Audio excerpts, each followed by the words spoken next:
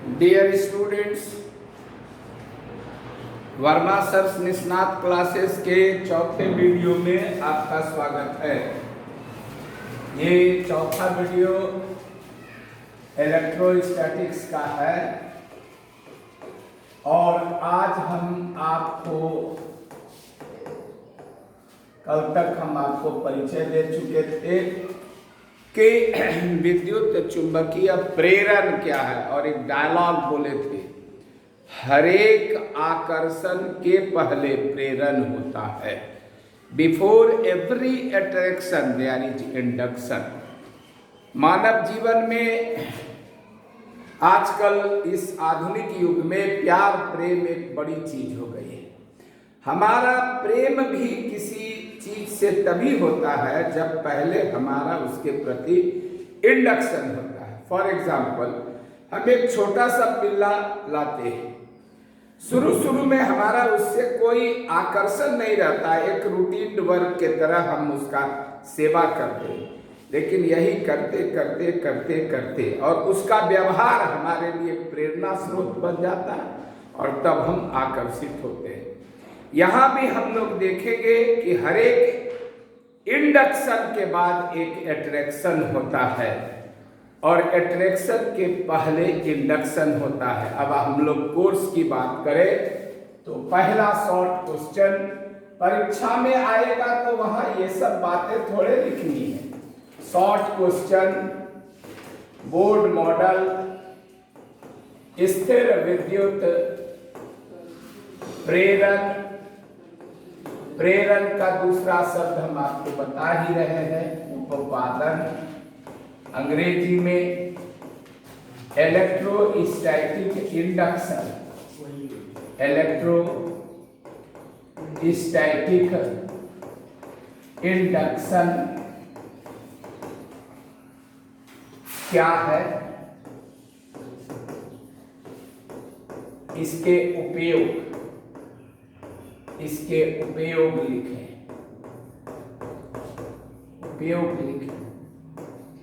आइए हम लोग करते हैं ये काम कि इलेक्ट्रोस्टैटिक इंडक्शन क्या है, इसके उपयोग लिखें। डियर स्टूडेंट्स, सबसे पहले एक कुचालक स्टैंड लीजिए।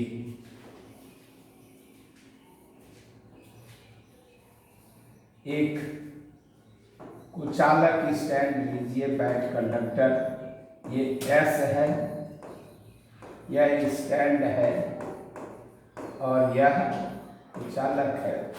अब इसके ऊपर आप एक सुचालक गोला ले लीजिए जो इस स्टैंड पर रखा हुआ है, यह गोला है ए। अब आप इसके नजदीक एक किसी आवेश से आवेशित छड़ बी को लाइए। हमेशा ध्यान रखें, इंडक्शन में इसका कांटेक्ट नहीं होना चाहिए, यह किसी आवेश से आवेशित है। मान लीजिए ये शीशे की छड़ है जिसको बिल्ली की खाल के साथ रगड़ा गया है और यह जो है यह आवेशित है किसी छड़ से। आपको समझा चुके हैं पिछले वीडियो क्लासेस में कि जैसे ही हम इसको लाएंगे यहाँ पर समान परिमाण में, यानी अगर इस पर प्लस क्यू चार्ज है तो यहाँ जो उत्पन्न होगा वह माइनस क्यू चार्ज उत्पन्न होगा और प्लस क्यू चार्ज यहाँ उत्पन्न होगा,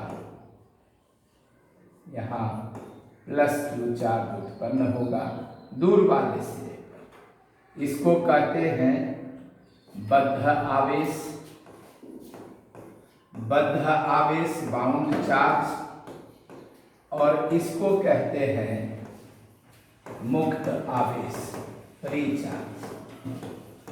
ठीक, और यही घटना कहलाती है स्थिर विद्युत प्रेरण। तो चित्र में 1 नंबर रहता है, बाकी आप आंसर लिखिए।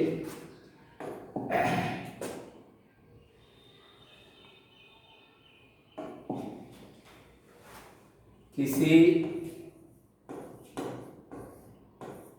विषमवाहित चालक, ये जो सुचालक को कुचालक से घेर देते हैं ना, इसी को कहते हैं इंसुलेटेड कंडक्टर। इंसुलेटेड कंडक्टर किसी विषमवाहित चालक, ब्रैकेट में इसका नाम लिख दीजिए एस, है ना, एस नहीं बल्कि इसका नाम आपको लिखना होगा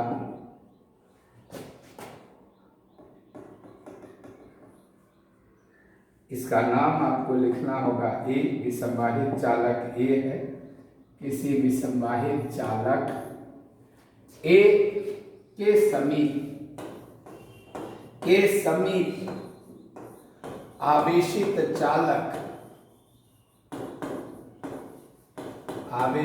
चालक बी को लाने पर ए के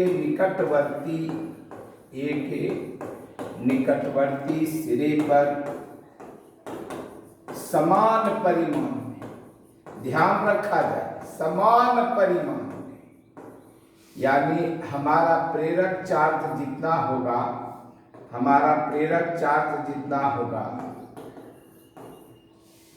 उतना ही हमारा प्रेरक चार्ज जितना होगा। जैसे प्रेरक चार्ज Q कूलाम है तो प्रेरित आवेश भी Q कूलाम ही होगा। इस पर गौर किया जाए।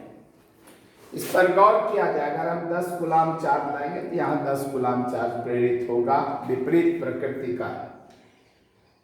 ए के निकटवर्ती सिरे पर समान परिमाण में विपरीत प्रकृति का आवेश और ए के दूर वाले छोर पर समान परिमाण में समान प्रकृति का आवेश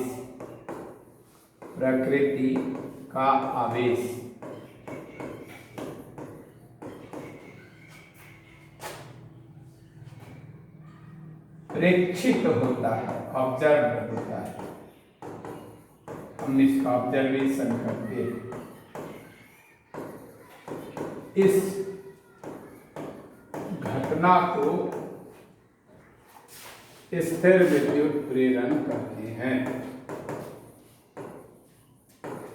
स्थिर विद्युत प्रेरण कहते हैं। ये इसकी परिभाषा हो गई। अब हम लोग इसके उपयोग पर प्रकाश डालेंगे।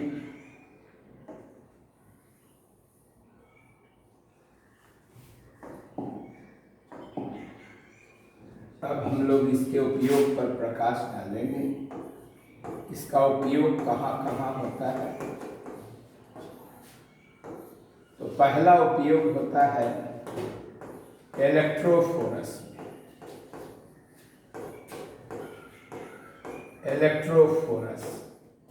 इलेक्ट्रोफोरस एक उपाय है, एक संसाधन है। अब इसका उपयोग नहीं होता है। दूसरा इसका उपयोग होता है स्थिर विद्युत प्रेरक का उपयोग होता है वान डी ग्राफ जेनरेटर। दूसरा उपयोग हो गया वान डी ग्राफ जेनरेटर में। तीसरा उपयोग तड़ित चालक में यानी लाइटनिंग कंडक्टर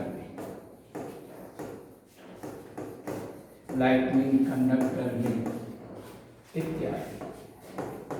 इन सभी जगहों पर स्थिर विद्युत उपपादन का उपयोग होता है।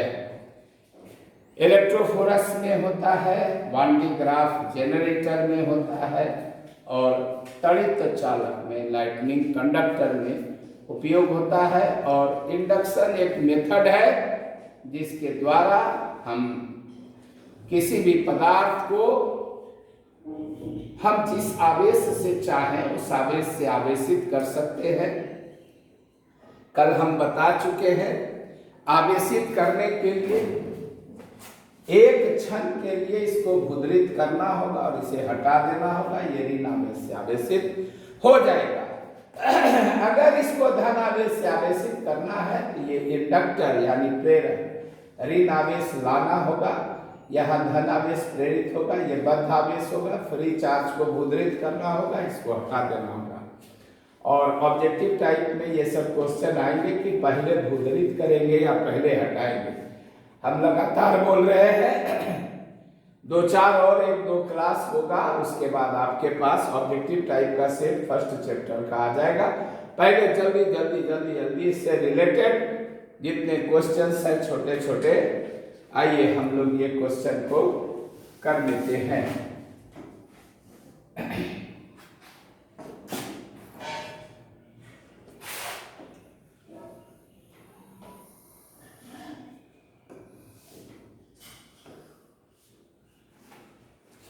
डियर स्टूडेंट्स, अब आपके दिमाग में तुरंत एक क्वेश्चन आया ही होगा, जाहिर है। इलेक्ट्रोफोरस क्या है? इलेक्ट्रोफोरस क्या है? आप हमारा पिछला वीडियो देखे होंगे तो उसमें इलेक्ट्रोफोरस को हमने दिखाया भी है। पिछले वीडियो में इलेक्ट्रोफोरस क्या है, आइए हम आपको फिर दिखाएं कि इलेक्ट्रोफोरस क्या है। तो इलेक्ट्रोफोरस में फिर वही एक कुचालक बेस होता है,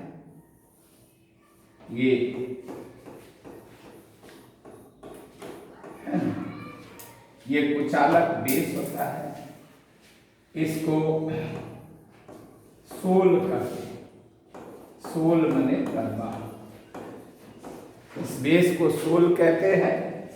यह कुचालक होता है, बैक कंडक्टर होता है। इसके ऊपर एक केक होता है इस तरह का, जैसे आप हैप्पी बर्थडे का केक देखते हैं, इसको ये केक होता है।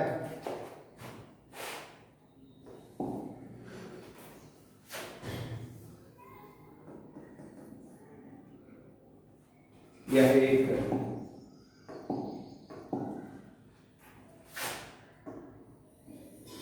केक होता है इस तरह का, और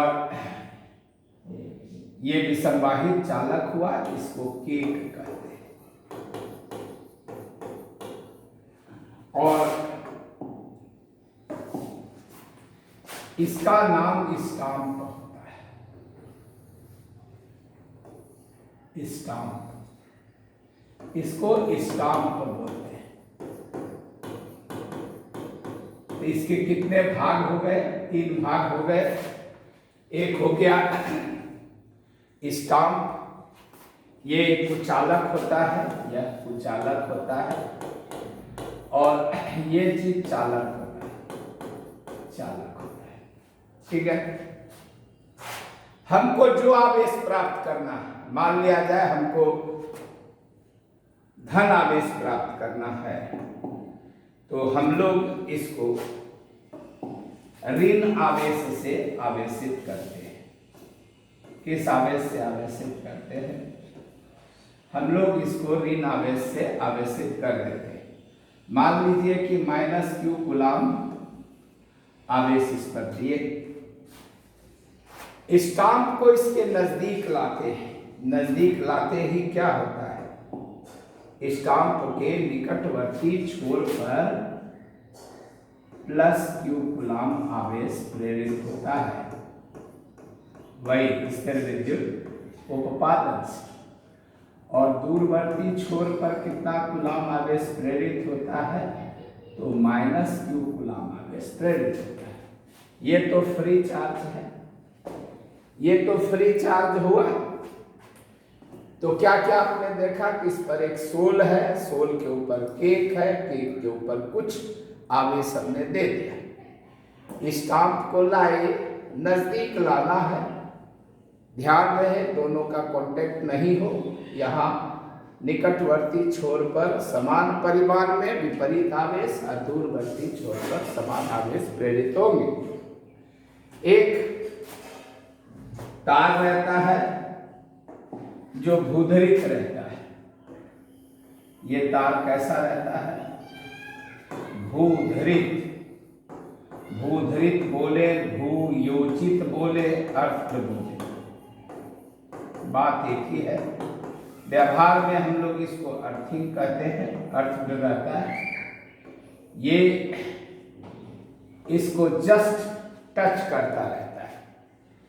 जैसे ही इसको लाए और ये प्रेरण हुआ, एक क्षण के लिए इसको टच कराते हैं। ये एक वर्ड है अंग्रेजी में, टच एंड वेनिश, यानी छुए और समाप्त। जैसे ही इसको छूते हैं ये सब भूयोजित हो जाता है, इसको पूरे इस पर फैल जाना है।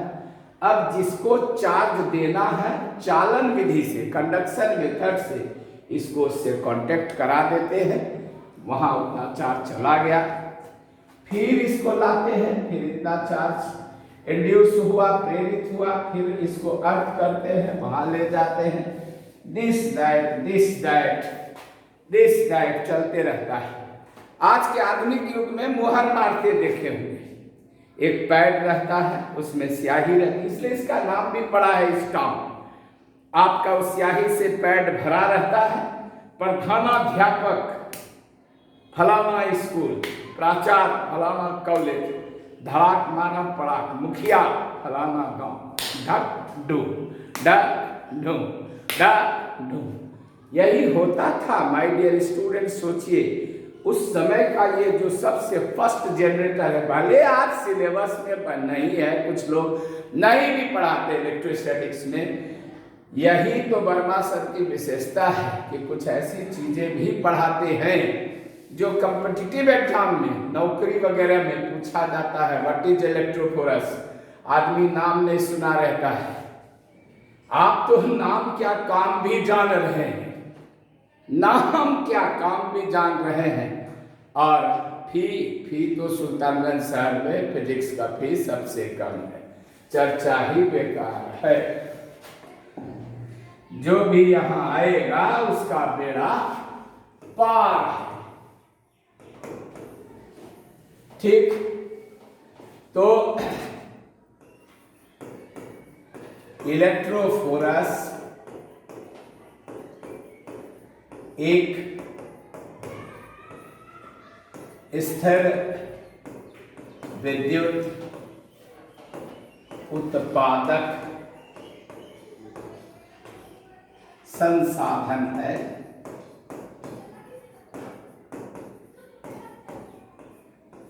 इसकी व्यवस्था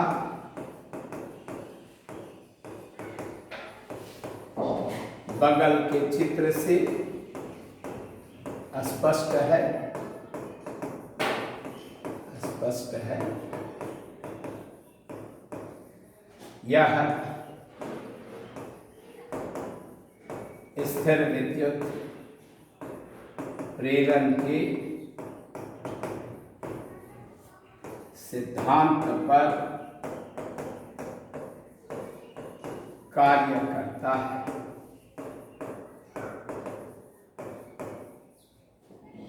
इसका उपयोग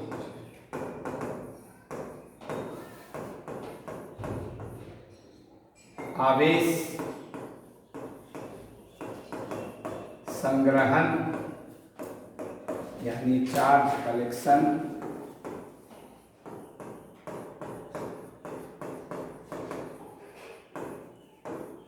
आवेश संग्रहण हेतु किया जाता था, किया जाता था। अब इसका उपयोग लगभग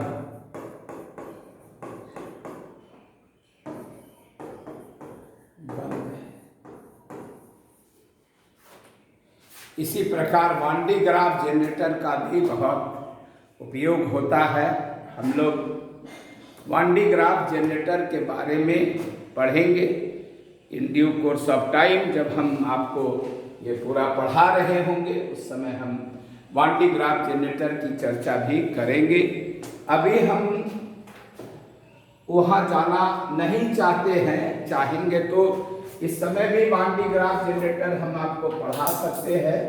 कोई वैसा कठिन चीज वह है नहीं, लेकिन बड़ा इम्पोर्टेंट क्वेश्चन है और +2 में बार बार पूछा जाता है। चाहे तो हम लोग वान डी ग्राफ जनरेटर भी यहाँ पढ़ सकते हैं, ऐसा कोई खास बात नहीं है, परंतु कुछ लोग बोलते हैं कि सर पढ़ाते पढ़ाते दूसरे चैप्टर में कहाँ से कहाँ चले जाते हैं, तो हमको तो बड़ा बच के पढ़ाना है, इसलिए हम अभी अपने दिमाग से इस चीज को हटाते हैं। आप तड़ित चालक देखिए, तड़ित चालक क्या है। आप हमारा फर्स्ट वीडियो देखे होइएगा, उसमें तड़ित चालक का अरेंजमेंट देखे होइएगा। आज आप बढ़िया से समझिए कि तड़ित चालक क्या है, ठीक है। तो तड़ित चालक के बारे में हम लोग देखें कि तड़ित चालक क्या चीज है, व्हाट इज लाइटनिंग कंडक्टर और इंडक्शन का क्या उपयोग है।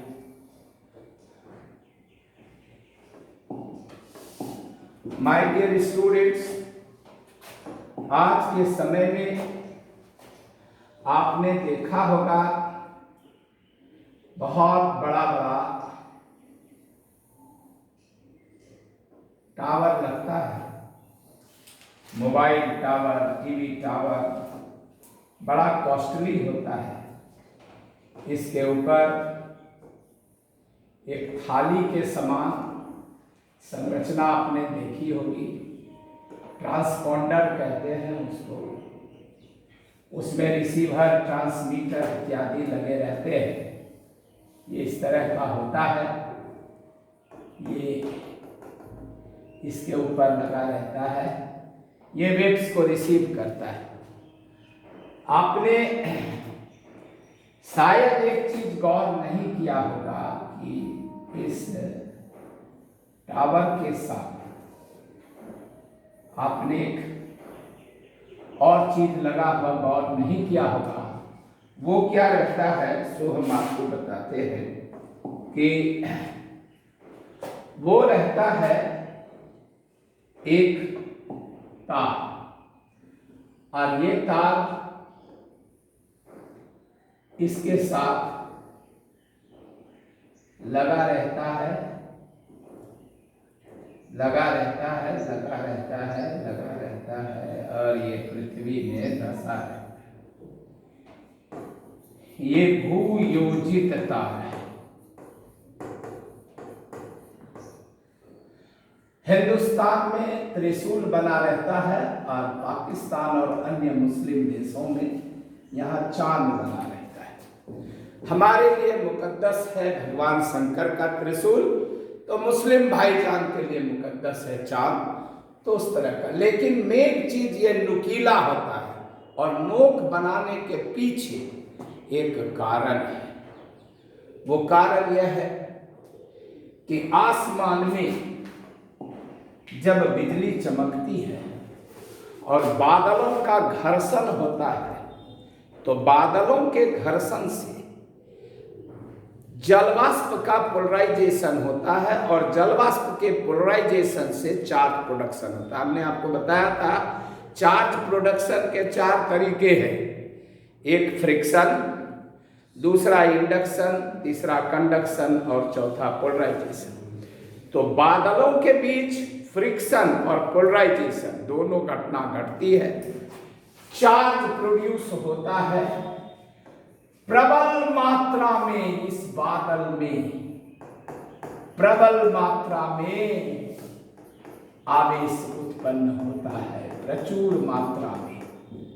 यह आवेश पृथ्वी के तरफ जब आने लगता है तो जैसे ही टावर के बगल से गुजरता है यहां इंडक्शन हो जाता है और जितना चार्ज यहां है प्लस क्यू उतना ही चार्ज यहां। और एक बात और जानिए, एक अच्छी चीज जानिए, चार्ज में बहने का गुण होता है और चार्ज हमेशा नोक पर जमा होता है, यानी बहता है ना, तो बहता है तो इसका कंटिन्यूअस डिस्ट्रीब्यूशन होता है चालक पर, वो चालक पर नहीं, चालक पर। और ये तार मैंने किस चीज का लिया है? कॉपर का वायर लिया है। ये वायर किस चीज का है? कॉपर वायर है भाई, चालक तार है।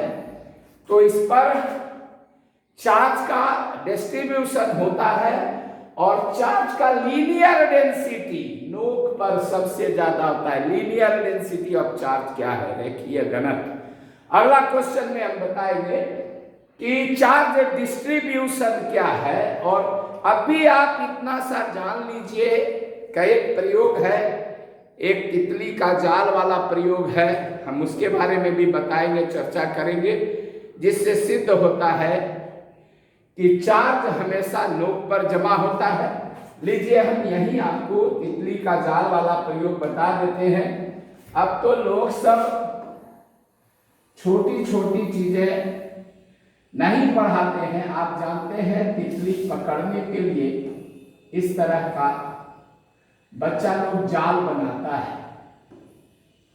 ये तितली पकड़ने की जाल होती है और तितली को इसमें फंसाया जाता है, बच्चे लोग इससे खेलते हैं। ठीक है, तितली के इस जाल को आवेश दिया गया और चेक किया गया। जब आपको हम दिखा चुके हैं फर्स्ट वीडियो में ही, एक स्वर्ण पत्र विद्युत दर्शक होता है, एक इसमें इस तरह का प्लेट लगा रहता है, ये लगा है। इसको जब भीतर टच कराते हैं इस प्लेट में कोई प्रसार नहीं होता है, लेकिन इसी तार को जब बाहर टच कराते हैं यहां, तो देखते हैं कि इस पर प्रसार बहुत ज्यादा हो रहा है। इसका मतलब अंदर में आवेश नहीं है और बाहर में आवेश है।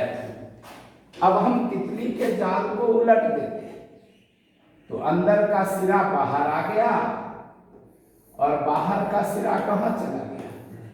अंदर चला गया। तो अंदर का सिरा बाहर आ गया और बाहर का सिरा अंदर चला गया। अब हम क्या देखते हैं कि यहां कोई ये प्रसार नहीं है, लेकिन यहां है। इसका मतलब दो चीज इससे पता चलता है कि चार्ज में बहने का गुण है और नोक पर जमा होने का गुण है। और इंडक्शन में हम पढ़ चुके हैं कि दूर वाले छोर पर विपरीत आवेश और नजदीक वाले छोर पर विपरीत आवेश और दूर वाले छोर पर कौन आवेश उत्पन्न होगा? समान आवेश।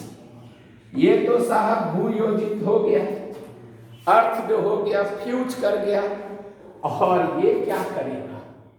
यहाँ इलेक्ट्रिकल स्पार्किंग कराएगा और ये एक दूसरे से मिल करके फ्यूज होता चला जाएगा। तो बादल का प्रभाव जीरो। अगर आपने रामायण और महाभारत सीरियल देखा है तो इस सीन को देखा होगा आपने। राम जी के धनुष से तीर निकला, एक तीर 1000 तीर में बट रहा और उधर रावण का भी एक गोल ऐसा मुष्टि प्रहार चला और उससे भी सैकड़ों तीर निकले हुए हैं और वे सभी तीर नाच रहे हैं वायुमंडल में। और भगवान राम का भी तीर जा रहा है और नाच भी रहा है और उससे स्पार्किंग हो रही है, लेकिन वो दोनों आपस में टकराते हैं और टकरा कर वहीं क्या हो जाते हैं? फ्यूज हो जाते हैं। कभी मत समझिएगा कि आवेश नष्ट होता है। नो, मैं हमेशा कह रहा हूं आवेश का न तो उत्पादन होता है ना आवेश का विनाश होता है। ये फ्यूज करते हैं यानी आवेश का प्रभाव इफेक्ट। हम हमेशा बोल रहे हैं आवेश कोई कण नहीं है, आवेश एक गुण है, और इस गुण का क्या हो गया? विनाश हो गया। गुण का विनाश हुआ, आवेश का नहीं। आवेश तो अभी भी है, धन आवेश और ऋण आवेश, लेकिन फ्यूज्ड स्टेट में है। अतः इसमें उष्मा नहीं है, ऊर्जा नहीं है, सभी ऊर्जा दूसरी ऊर्जा में बदल चुकी है। द्रव्यमान की ऊर्जा है, बहुत प्रकार की ऊर्जा है। गतिज ऊर्जा पहले थी जब ये नजदीक आ रहे थे, अब दूसरी ऊर्जा में वो चेंज कर गया है, स्पार्किंग हुआ है, ध्वनि ऊर्जा उत्पन्न हुई है। परंतु नेट रिजल्ट क्या है कि हमारा यह टावर इस तड़ित से जलने से क्या हुआ? बच गया है। और आप देखेंगे कि आजकल बड़े बड़े भवनों में, बड़े बड़े इमारतों में इस तरह के तड़ित चालक लगाए जाते हैं। ये फिगर हम चाहते हैं कि इसको इस पूरे फिगर को इस बोर्ड पर से एलिमिनेट कर दिया जाए और इसको थोड़ा सा नीचे दबाकर बनाया जाए तो ये ज़्यादा खूबसूरत हो जाएगा। ये कुछ इस तरह का फिगर ये बन जाए।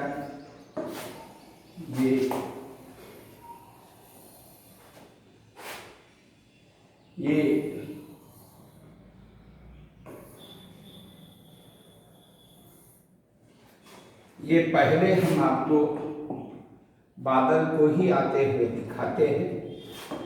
ये बादल आसमान से आ रहे हैं, ये बादल हैं,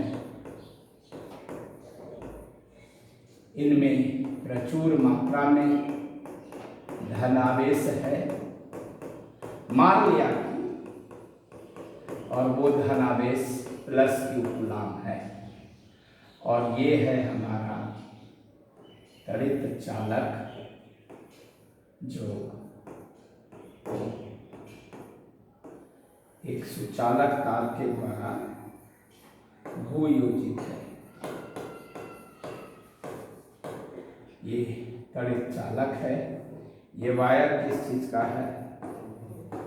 कॉपर वायर है। क्लियर? और ये लगा हुआ कहाँ है भाई? ये लगा हुआ है, मान लीजिए बर्मा सर के हाउस में। आप तो वर्मा सर के यहाँ रोज पढ़ने आते हैं, देखे हैं। वर्मा सर का हाउस कई फ्लोर का है, काफी ऊंचा है, और ये सब खिड़कियां हैं सर के हाउस की। सब सिंबॉलिक फोटो होता है, इसमें कोई खास बात नहीं रहती है। ये एक हाउस है, वर्मा सर का हाउस है, और ये लगा हुआ है साइड से। ये यह जो चीज है ये क्या होता है? सो देखिए, ये जब नजदीक आया, यहाँ कौन सा आवेश प्रेरित होगा? -q आवेश। एक क्लाउड बनेगा, आवेश का एक क्लाउड बनेगा, और +q आवेश क्या हो गया? ये तो पृथ्वी में जाकर वहां मौजूद इलेक्ट्रॉन से फ्यूज कर गया है। ये दोनों एक दूसरे को क्या करेंगे बताइए? आकर्षित करेंगे, और हवा में ये सब मिल करके एक दूसरे को क्या कर देंगे? फ्यूज कर देंगे। तो आपका क्वेश्चन क्या हो गया साहेब? आपका क्वेश्चन हो गया तड़ित चालक क्या है? आंसर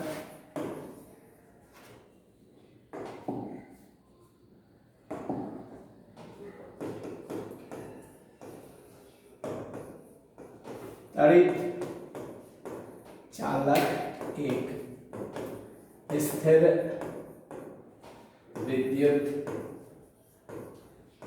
संसाधन है। यह स्थिर विद्युत प्रेरण के सिद्धांत पर, स्थिर विद्युत प्रेरण के सिद्धांत पर कार्य करता है, कार्य करता है। यह तड़ित यानी ठनका या विद्युत से हमारे भवन, टावर,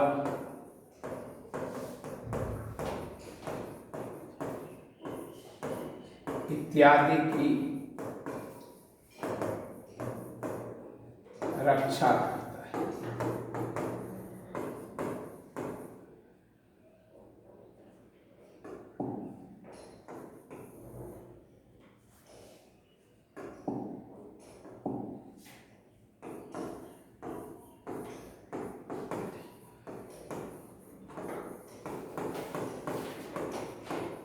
बगल के चित्र से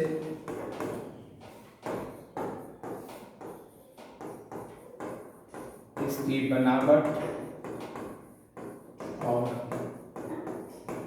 क्रियाविधि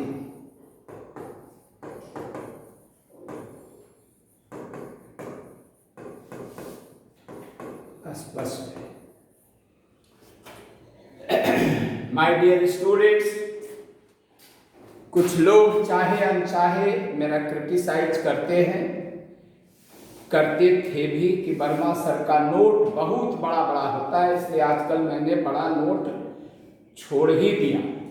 परंतु विस्तार पूर्वक मैं इसकी क्रियाविधि समझा चुका हूँ। यह क्वेश्चन कहीं से नहीं है कि बोर्ड मॉडल है, परीक्षा में आएगा। और बिहार स्टेट के एग्जामिनेशन में पिछले 10 वर्षों में यह कभी नहीं पूछा गया, 20 वर्षों में नहीं पूछा गया है, आगे भी चांस बहुत कम है। और जो अभी स्टाइल ऑफ क्वेश्चन आस्किंग है उसमें ये काफी है, इतना लिख देना।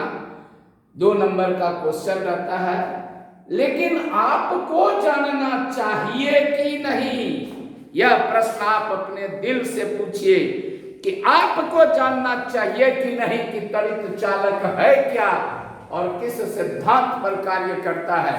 और यह बूढ़ा टीचर आज आपको बताता है कि हमारे पूर्वज कोई त्वरित चालक सिद्धांत को जानते नहीं थे, लेकिन एक चीज था जो मैं आज आपको यहां दिखा रहा हूं। ये सब चीजें अब दुर्लभ है, बहुत कम लोग इसकी चर्चा करते हैं, फिर भी हम आपको दिखा रहे हैं। यहाँ एक चीज आप देखिए, यहां देखिए,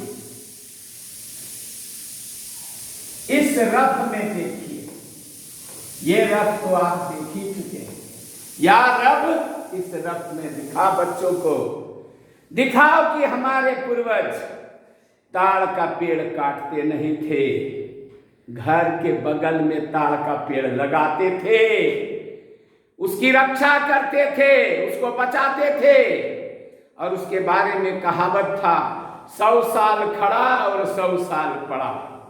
आज भी देहात के पुराने छप्परों पर 100 साल पुराने ताड़ के वृक्ष के कटे हुए तनों से बना हुआ दरवाजा आप देख पाएंगे। जो खपड़े की छौनी की हुई छप्परें होती हैं, मेरे घर में आज भी ताड़ की फल्ली रखी हुई है। वह याद दिलाती है कि हमारे पूर्वज कभी त्वरित चालक के रूप में ताड़ के इस पेड़ का उपयोग करते थे। और दक्षिण भारत के लोग नारियल के पेड़ों का उपयोग करते थे। ताड़ के पेड़ कैसे होते हैं, अगर आपसे क्वेश्चन पूछा जाएगा तो तुरंत आपका जवाब होगा कि सर जी, ताड़ के पेड़ काफी ऊंचे होते हैं और इनकी जड़ें पृथ्वी में काफी गहराई तक गई रहती है। माय डियर स्टूडेंट्स, जो सब बायोलॉजी के छात्र हैं सब जानते हैं कि हर एक पेड़ में जाइलम नामक केश नलियां होती हैं, जो पौधों की जड़ों से पेड़ की पत्तियों तक पानी ले जाने का काम करती हैं। और ऐसी नलियाँ इसमें एक दो नहीं बल्कि अनगिनत होती हैं। और इस तरह यह एक चालक का काम करते हैं। और ये क्या हो गया भूधरित चालक। और ये क्या हो गया नुकीला सिरा। तो जो भी पागल जो हमसे टकराएगा यही चूर हो जाएगा, लेकिन वर्मा सर के घर को जला नहीं पाएगा। इसलिए आज भी अगर आप वर्मा सर के यहाँ पढ़ने आते हैं तो वर्मा सर के बगल में खड़े ताड़ के वृक्षों को देखते होंगे, पीछे खड़ा नारियल का वृक्ष देखते होंगे, जो आज भी तड़ित चालक बनकर वर्मा सर के ऊंचे महल की रक्षा कर रहा है। तो हमारे पूर्वज लोग अनजाने भी प्रकृति ऐसा प्रबंध करती थी। और फिर बुरा मत मानिएगा जो लोग, मैं तो मास्क नहीं लगाकर इसलिए पढ़ा रहा हूं क्योंकि मैं अपने घर में एक तरह से क्वारंटाइन हूं और कहीं बाहर नहीं निकलता हूं। यहाँ पर स्टूडेंट्स का आना भी मना है, लोग यहाँ नहीं आ रहे हैं, परंतु आपकी सेवा हेतु मैं वीडियो बना रहा हूं। और मेरा वीडियो विशेष रूप से सुल्तानगंज आसपास बरियारपुर, कल्याणपुर, गनगनिया, अकबरनगर, शाहकुंड, बेलथू, किरणपुर, अम्बा, कोदंडा, दौलतपुर, खानपुर, कटोरिया जैसे जगहों के लिए है, जहां शंभूगंज, नारायणपुर, तरेटा, शाहाबाद, गंगटी, मिरहट्टी के बच्चे इस वीडियो को देखकर वर्मा सर के उस क्लास का लाभ प्राप्त कर रहे हैं जो इस कोरोना रूपी संकट के कारण उनको फिजिकली अवेलेबल नहीं है। परंतु मेरा वादा है कि मैं आपको ऐसा विजुअल क्लास से भेंट कराता रहूंगा, क्योंकि अब हमारे पास डिजिटल बोर्ड है जिसमें मैं मन चाहा चीज आपको दिखा सकता हूं और काम कर सकता हूं। अतः आप हमारे वीडियो को अधिक से अधिक संख्या में देखें और किसी भी चीज का भरपूर लाभ उठाएं। मैं लगातार वीडियो बनाता रहूंगा, आपके समक्ष आता रहूंगा और आपको नई नई जानकारियां देता रहूंगा। धन्यवाद। फिर मिलते हैं नेक्स्ट वीडियो क्लासेस में।